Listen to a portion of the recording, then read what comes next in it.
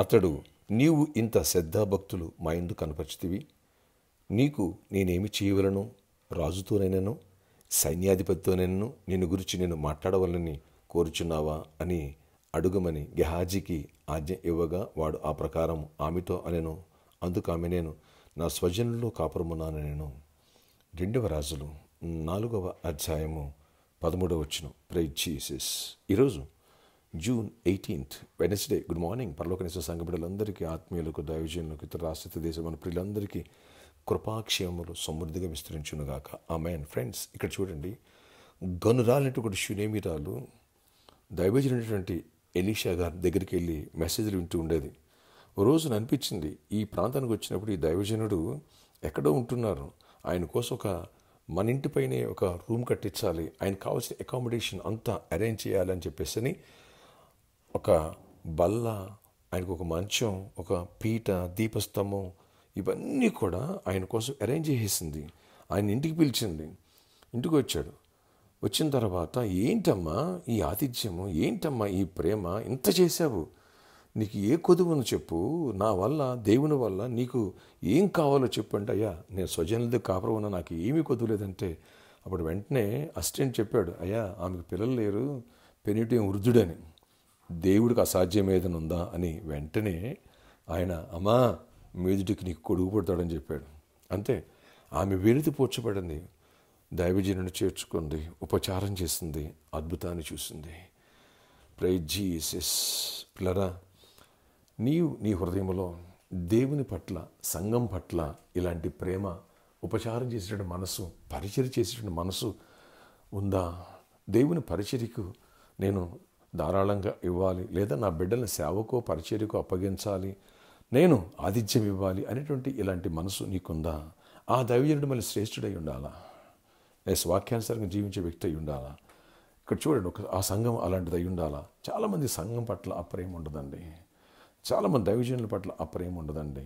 చాలామంది దేవుడు నేను ఏదైనా చేస్తే నాకు ప్రతిఫలం ఇస్తాడని ఉండదు. చర్చి వస్తారు, వెళ్ళిపోతారు. వాళ్ళ అవసరాలు ఏదో స్వస్థత, లేదా అవసరమా, లేదా ఒక వాక్యం వినాలి, వెళ్ళిపోవాలి అనే మైండ్ కలిగి ఉంటారు. మరి అలా వెళ్ళిపోవచ్చు కదా, ఈవిడ గనురాలు, చాలా డబ్బున్నామే, అలా చేయొచ్చు కదా, అలా చేయలే. ఏం చేసింది? దైవజనుడి ఇంటికి చేర్చుకుంది. దేవుడు ఊరుకుంటాడా? రూతు తన అత్తగారికి అయినటువంటి నయోమికి పెనిమిటి చనిపోయినా సరే వెళ్ళి ఉపచారం చేస్తే, తల్లిలా చూసుకుంటే దేవుడు ఎంత ప్రతిఫలం ఇచ్చాడు.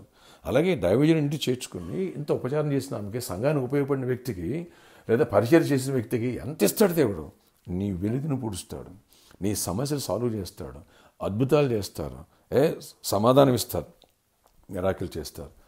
ఫ్రెండ్స్, ఇప్పుడు వరకైనా ఎలాంటి ఉపచారం, ఎలాంటి పరిచర్య దేవుని మందిరం వరకు కనీసం కార్పెట్లు ఎత్తడం, కనీసం ఏదైనా కానీ, కొంతమంది ఉంటారు ఇచ్చిన అవకాశాన్ని కాళ్ళదనుకుంటారు, మరికొందరు ఉంటారు అవకాశాలకు బాధపడుతూ ఉంటారు. అవకాశం వస్తే మిస్యూజ్ చేసుకుంటున్నావా? అలా చేసుకోవద్దు. దేవుని పట్ల, సంఘం పట్ల ఉపచారం చేసే మనసు కలిగి ఉండు. దేవుడు సమృద్ధిని దీవించునుగాక. ఆశ్చర్య ఇక్కడ నీ కొందనాలు. ఈరోజు ఈ ప్రార్థనలో ఎవరైతే ఏకీభవిస్తున్నారో అందరూ దర్శించండి, వారందరినీ కూడా దీవించండి, కృపకు పాత్రలుగా చెయ్యండి. నాయన ఆ షూనేమిరాలు పట్ల నాయన ఎలాంటి ఉపచారం కలిగి ఉంది మీ పట్ల, మీ దైవజనుడి పట్ల, నాయన మీరు విడిచిపెట్టలేదు. ఆమె వెలుతుని పూడ్చారు, బిడ్డనిచ్చారు. ఆ బిడ్డకి మళ్ళీ సమస్య వస్తే ఆ సమస్య కూడా మీరు సాల్వ్ చేశారు. నాయన అదే దైవజనుడి ద్వారా అలాంటి కృపనిచ్చిన దేవుడు నువ్వు. ప్రతి ఒక్కరిని దీవించి అలాంటి మేలు పొందే భాగ్యం, నాయన పరిచర్యను, మిమ్మల్ని మీ బిడ్డను హత్తుకునే మనసు ఇవ్వండి. ప్రతి ఒక్కరిపైన నీ ఆశీర్వాదం, కృపను కుమరించండి, దీవెన దయచేయండి. ప్రతి ఒక్కరి అవసరాలు తీర్చండి, జాబ్స్ ఇవ్వండి, ఐక్స్ ఇవ్వండి, నెమ్మదినివ్వండి, స్కూల్స్ కాలేజీలు ఓపెన్ అయ్యండి, ఫీజులు కట్టుకోవడం కృపనివ్వండి, ఎక్కడ సీట్ కావాలో ఆ విషయంలో కృపనివ్వండి. నీట్ రాసిన మా బిడ్డలకి ర్యాంకులు వచ్చినాయి, మంచి సీట్స్ ఇవ్వండి, మెడికల్ సీట్స్ అన్నింటిలో కృపనివ్వండి. ఇంటర్వ్యూకి వెళ్ళే బిడ్డలని నాయన తోడై ఉండండి, కాంపిటేటివ్ రాసిన బిడ్డలు తోడై ఉండండి.